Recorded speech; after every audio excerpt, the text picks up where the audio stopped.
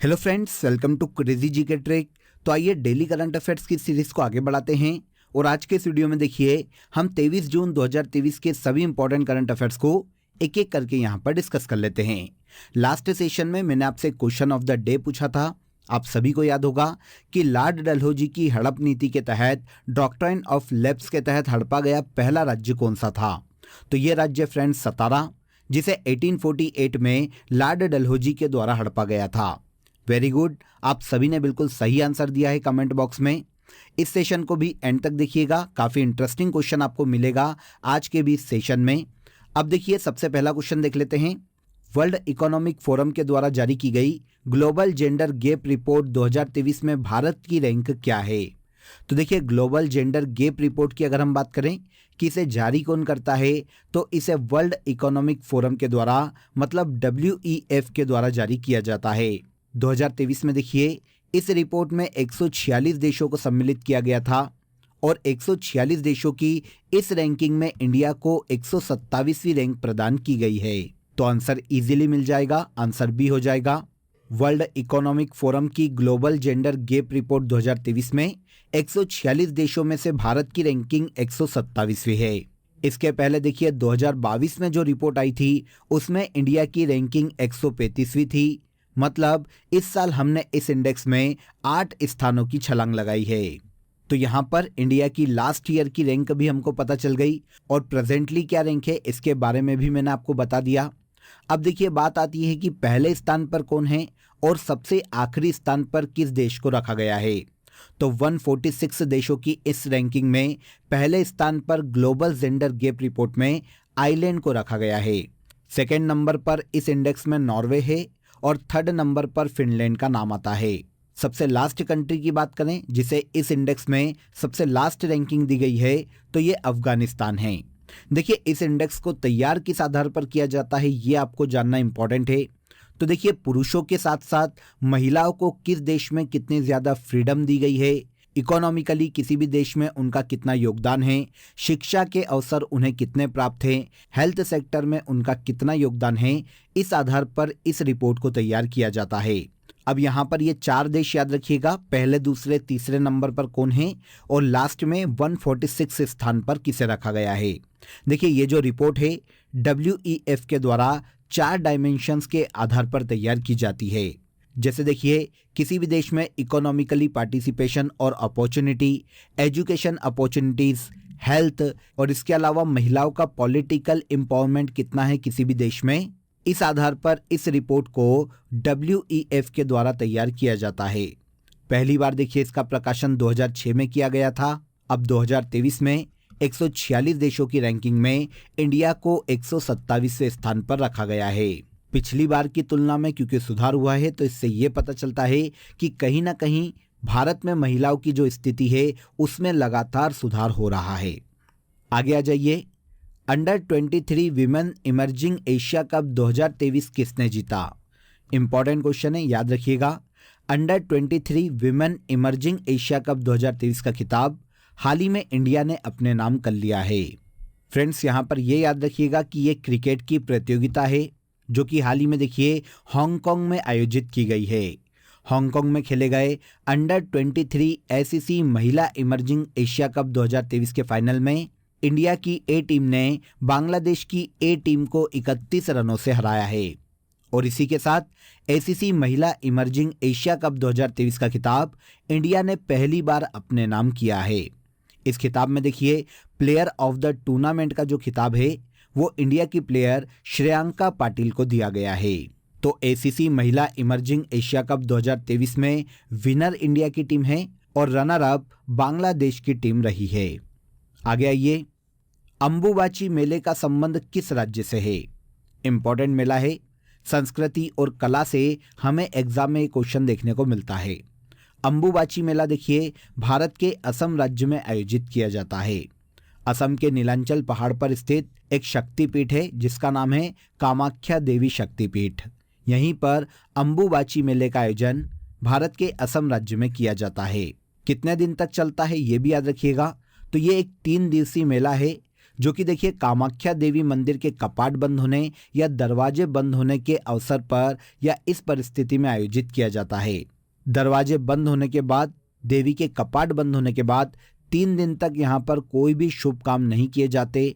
हर साल जून माह के अंत में इस मेले का आयोजन असम में किया जाता है। अब इसके मेले के नाम की बात करें तो ये भी एक इंटरेस्टिंग कहानी है। यहाँ पर देखिए भक्तों को प्रसाद में मुख्य रूप से एक कपड़ा दिया जाता है, विशेष प्रकृति का कपड़ा दिया जाता है जिसे वहाँ पर अम्बुबाची के नाम से जाना जाता है। इसीलिए इस मेले का नाम भी अम्बुबाची मेला पड़ा है। भारत के असम राज्य में आयोजित किया जाता है। इसके अलावा देखिए बिहू, माजुली फेस्टिवल, दिहिंग पटकाई फेस्टिवल, बेशागु उत्सव, करम पूजा, चोमांगकन और रोंगकार उत्सव, ये सभी असम राज्य के अदर फेस्टिवल्स हैं जो कि असम में काफ़ी धूमधाम से मनाए जाते हैं। पूर्वोत्तर राज्य असम की कैपिटल दिसपुर है। गुलाब चंद्र कटारिया यहाँ के गवर्नर है और हिमंत बिस्वा शर्मा यहाँ के चीफ मिनिस्टर के पद पर है। अम्बुबाची मेला असम राज्य में आयोजित किया जाता है। हाल ही में पेटेरी ओरपो किस देश के प्रधानमंत्री नियुक्त किए गए हैं? पेटेरी ओरपो की बात करें तो ये हाल ही में देखिए फिनलैंड के नए पीएम बनाए गए हैं। इनके पहले सना मारिन पीएम की प्रधानमंत्री के पद पर थी, लेकिन अब इनके इस्तीफे के बाद पेटेरी ओरपो को फिनलैंड का नया पीएम नियुक्त किया गया है। फिनलैंड की बात करें तो ये एक उत्तरी यूरोपीय नॉर्डिक देश है फ्रेंड्स, जिसकी कैपिटल हेलेंसिकी है और साउली निनिस्टो वर्तमान में यहाँ के प्रेसिडेंट के पद पर हैं। अब पीएम के पद पर पेटेरी ओरपो को नियुक्त किया गया है। देखिए फिनलैंड के बारे में कुछ अदर फैक्ट की बात करें तो हाल ही में देखिए ये नाटो का 31वां सदस्य देश बना है। यूरोप में स्थित इस देश को हजारों झीलों का देश कहा जाता है। सना मारिन के स्थान पर पेटेरी ओरपो अब फिनलैंड के नए पीएम बनाए गए हैं। हाल ही में भारतीय सेना द्वारा कहां पर एक्सरसाइज आग्नेयास्त्र 1 का आयोजन किया गया है? तो इसका आयोजन हाल ही में भारत के लद्दाख राज्य में किया गया है। भारतीय सेना के द्वारा लद्दाख में एक्सरसाइज आग्नेयास्त्र 1 का आयोजन किया गया, जिसमें देखिए सभी सेनाओं की भागीदारी के साथ भारतीय सेना ने अपने शक्ति प्रदर्शन किया है ताकि युद्ध की स्थिति में किसी भी कंडीशन में लद्दाख क्षेत्र में तीनों सेनाएं मिलकर आपस में मिलकर कार्य कर सके। अभ्यास का मुख्य उद्देश्य तीनों सेनाओं के मध्य में समन्वय स्थापित करना है। युद्धाभ्यास का नाम है आग्नेयास्त्र 1। आयोजन हाल ही में लद्दाख में किया गया है।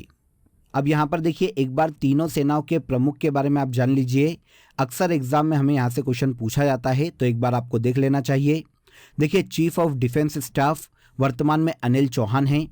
थल सेना अध्यक्ष मतलब चीफ ऑफ आर्मी स्टाफ वर्तमान में जनरल मनोज पांडे है। वायुसेना अध्यक्ष की बात करें तो ये एयर चीफ मार्शल विवेक राम चौधरी हैं और चीफ ऑफ द नेवी वर्तमान में एडमिरल आर हरि कुमार है। चारों को याद रखिएगा, पूछे जा सकते हैं। हाल ही में भारतीय रक्षा मंत्रालय और किस देश के रक्षा मंत्रालय के मध्य में इंडस एक्स कार्यक्रम लॉन्च किया गया है? तो इंडस एक्स कार्यक्रम को भारतीय रक्षा मंत्रालय और साथ ही साथ अमेरिकी रक्षा मंत्रालय के द्वारा संयुक्त रूप से शुरू किया गया है। अमेरिका के वॉशिंगटन डीसी में देखिए इस कार्यक्रम को हाल ही में दोनों रक्षा मंत्रालय ने मिलकर लॉन्च किया। अब उद्देश्य की बात करें कि इस कार्यक्रम को लॉन्च किए जाने का उद्देश्य क्या है, तो भारत और अमेरिका के मध्य में इनोवेशन को बढ़ावा दिया जा सके, रक्षा क्षेत्र में एक दूसरे देशों की सहभागिता को बढ़ावा दिया जा सके, यही इस कार्यक्रम को आयोजित करवाए जाने का मुख्य उद्देश्य है।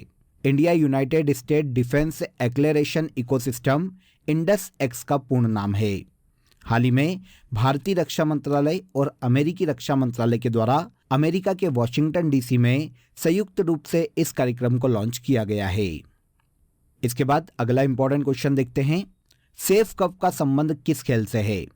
तो देखिए SAFF कप की अगर हम बात करें, जिसे सेफ कप के नाम से जाना जाता है, तो ये फुटबॉल की एक प्रतियोगिता है फ्रेंड्स, जिसका आयोजन हाल ही में इंडिया में किया जा रहा है।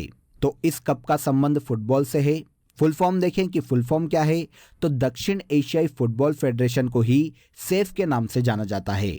यह पुरुषों की देखिए एक मुख्य अंतर्राष्ट्रीय फुटबॉल प्रतियोगिता है, जिसका आयोजन 2023 में इंडिया में किया जा रहा है।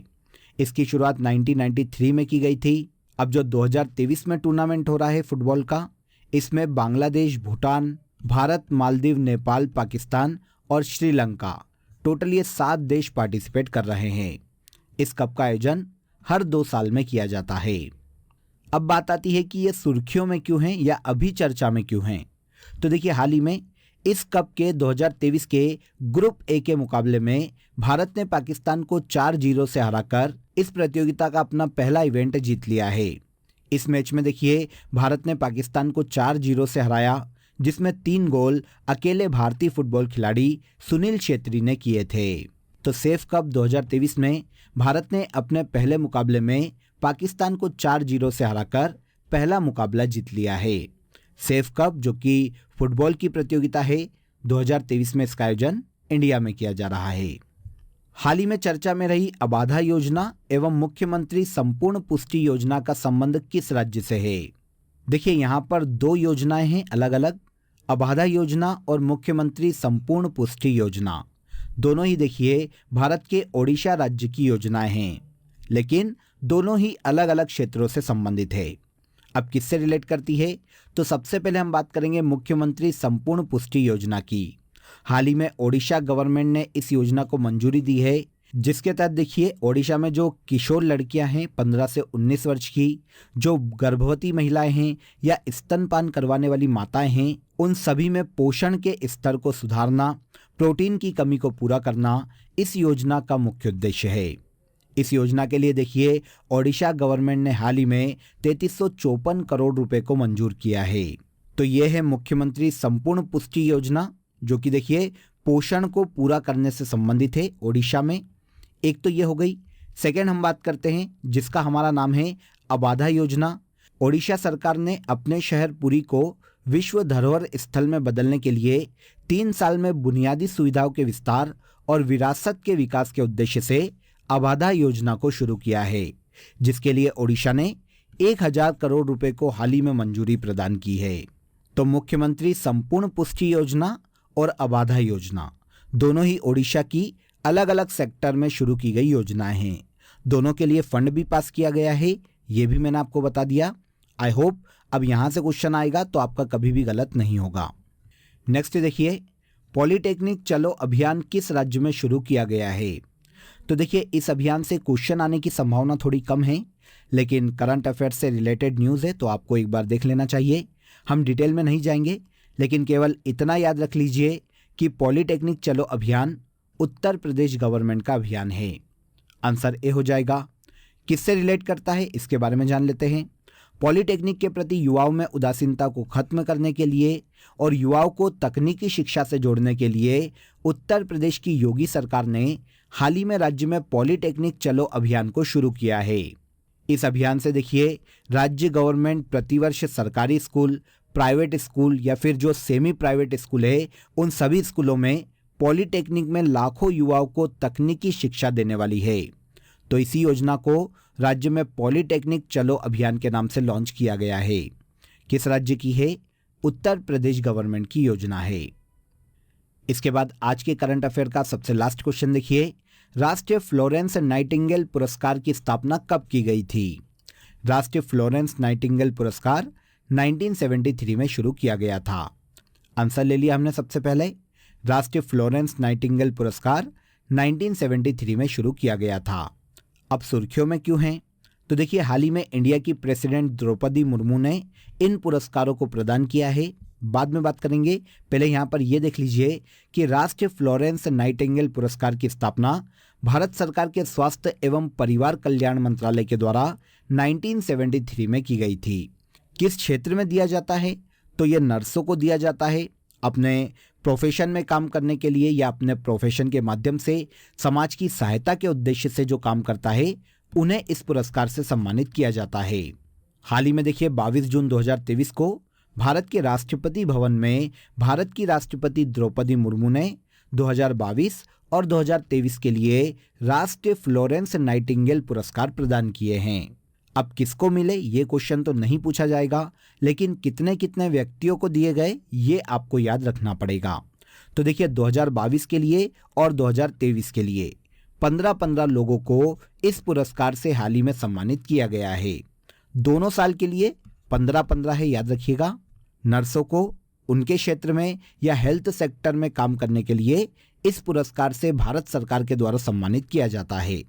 अब देखिए, फ्लोरेंस नाइटिंगेल की बात करें जिनके नाम पर यह पुरस्कार दिया जाता है, तो ये इटली में जन्मी एक नर्स थी फ्रेंड्स, जिन्होंने विश्व में काफ़ी अच्छा हेल्थ सेक्टर में काम किया है। इसीलिए इनकी याद में देखिए हर साल 12 मई को वर्ल्ड नर्सिंग डे के रूप में भी मनाया जाता है। फ्लोरेंस नाइटिंगेल को आधुनिक नर्सिंग आंदोलन का जन्मदाता माना जाता है और इसके अलावा the lady with the lamp के नाम से भी फ्लोरेंस नाइटिंगेल को ही जाना जाता है। इनके नाम पर इंडियन गवर्नमेंट के द्वारा नेशनल फ्लोरेंस नाइटिंगेल पुरस्कार दिया जाता है। शुरुआत 1973 में की गई थी। 2022 के लिए 15 लोगों को दिया गया है और अब 2023 के लिए भी ये पुरस्कार 15 लोगों को दिया गया है। क्लियर हो जाता है? सारे फैक्ट मैंने आपको एक एक करके यहाँ पर बता दिए हैं। अब अगर यहाँ से कोई क्वेश्चन आए तो कंफ्यूज मत होइएगा, ध्यान से एग्जाम में पढ़िएगा, डेफिनेटली आप उस क्वेश्चन को सही करके आएंगे। तो यहाँ पर देखिए हमने 23 जून के सभी क्वेश्चन, सभी करंट अफेयर्स को डिटेल में समझा। अब आ जाइए आज की फैक्ट शीट में हम भारत के वायसराय को डिस्कस कर लेते हैं। आप सभी जानते हैं कि कल की फैक्ट शीट में हमने गवर्नर जनरल को डिस्कस किया था। 1857 के जो क्रांति हुई थी वहां तक के गवर्नर जनरल हमने डिस्कस कर लिए थे। उसके आगे बढ़ते हैं। देखिए लॉर्ड कैनिंग के बारे में कल ही मैंने आपको बताया था। 1856 से लेकर 1862 तक ये भारत के वायसराय और गवर्नर जनरल रहे हैं। 1858 तक ये भारत के गवर्नर जनरल थे, लेकिन 1858 के एक्ट में भारत के गवर्नर जनरल को भारत का वायसराय बना दिया गया था। तो ये भारत के अंतिम गवर्नर जनरल और भारत के पहले वायसराय थे। फिर आते हैं लॉर्ड एल्गिन। 1862 से 1863 तक इनके समय में वहाबी आंदोलन हुआ था। लॉर्ड लॉरेंस 1864 से लेकर 1869 तक इनके शासनकाल में देखिए कलकत्ता मद्रास उच्च न्यायालय की स्थापना हुई थी।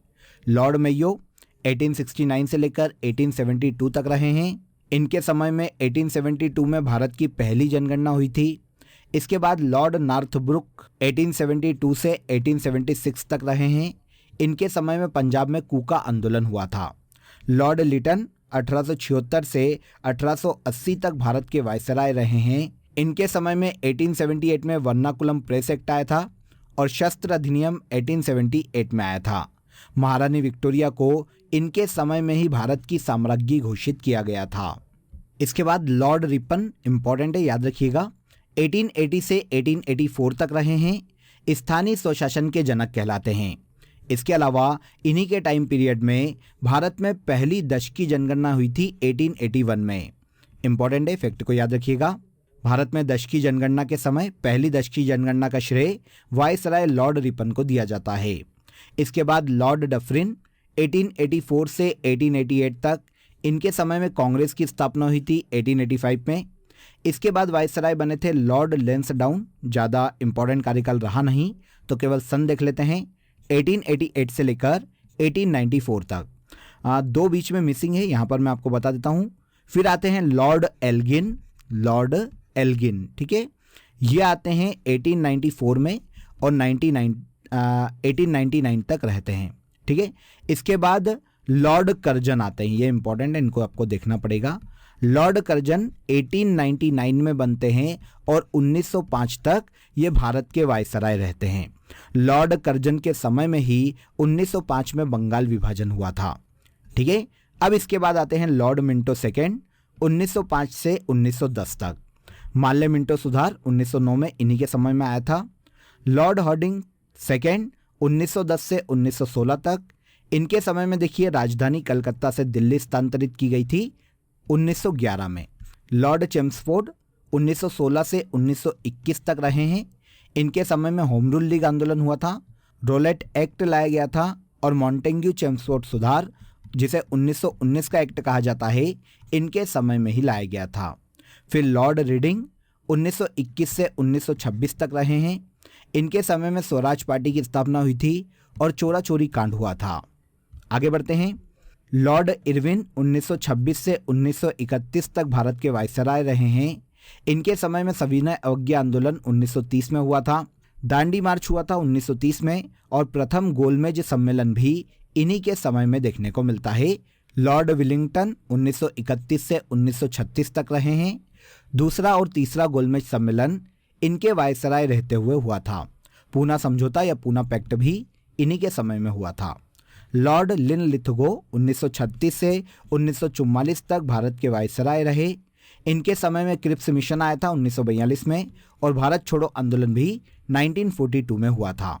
लॉर्ड वेवेल 1944 से 1947 तक भारत के वायसराय रहे। इनके समय में वेवेल योजना आई थी और शिमला समझौता हुआ था। फिर आते हैं लॉर्ड माउंटबेटन, सबसे लास्ट, 1947 से 1948 तक। ये भारत की आज़ादी के समय भारत के वायसराय थे। अंतिम वायसराय हैं भारत के, और स्वतंत्र भारत के पहले गवर्नर जनरल है लॉर्ड माउंटबेटन। ओके, तो कल मैंने आपको सारे गवर्नर जनरल बताए थे, और आज के सेशन में मैंने आपको फैक्ट शीट में सारे वायसराय बता दिए। अब आ जाइए लास्ट डे के करंट अफेयर्स को एक बार हम यहाँ पर रिवाइज कर लेते हैं। ध्यान से देखिएगा। हाल ही में किस राज्य सरकार द्वारा मुख्यमंत्री विद्यार्थी प्रोत्साहन योजना प्रारंभ की गई? तो ये योजना हिमाचल प्रदेश गवर्नमेंट की योजना है। किसे रिजर्व बैंक ऑफ इंडिया का डिप्टी गवर्नर नियुक्त किया गया? तो ये हैं MD स्वामीनाथन। भारतीय राष्ट्रीय राजमार्ग प्राधिकरण ने राष्ट्रीय राजमार्गों के विकास के लिए हाल ही में नॉलेज शेयरिंग प्लेटफॉर्म को शुरू किया है। हाल ही में जारी की गई हुरून इंडिया 500 रिपोर्ट के अनुसार भारत की सबसे मूल्यवान प्राइवेट कंपनी रिलायंस इंडस्ट्रीज है। Panchayat level medicine shop scheme हाल ही में झारखंड सरकार के द्वारा लॉन्च की गई है। Indian finance ministry from independence to emergency नामक पुस्तक अशोक कुमार भट्टाचार्य के द्वारा लिखी गई है। भारतीय एथलीट तेजिंदर पाल सिंह तूर का संबंध गोला फेंक से है। माइक्रोन टेक्नोलॉजी का semiconductor testing and packaging plant को गुजरात राज्य में स्थापित किया जाएगा। सिकल सेल एनीमिया उन्मूलन मिशन मध्य प्रदेश के शहडोल से शुरू किया जाएगा। लास्ट देखिए, वर्ष 2023 के जर्मन बुक ट्रेड के प्रतिष्ठित शांति पुरस्कार से हाल ही में सलमान रुश्दी को सम्मानित किया गया है। तो ये लास्ट डे के करंट अफेयर हैं जो कि हमने 22 जून के सेशन में डिस्कस किए थे। आई होप सभी आपको याद हो गए होंगे। अब आज के लिए आपका क्वेश्चन ऑफ द डे है, बंगाल विभाजन किस वायसराय के कार्यकाल के दौरान हुआ था? कमेंट बॉक्स में इसका आंसर जरूर दीजिएगा। सेशन कैसा लगा ये भी बताइएगा। आई होप सेशन अच्छा लगा होगा। वीडियो पसंद आया हो तो वीडियो को लाइक और शेयर कर दीजिए। चैनल को सब्सक्राइब कर लीजिए। कल के सेशन में फिर मुलाकात करेंगे, तब तक अपना ख्याल रखिए। जय हिंद, जय भारत।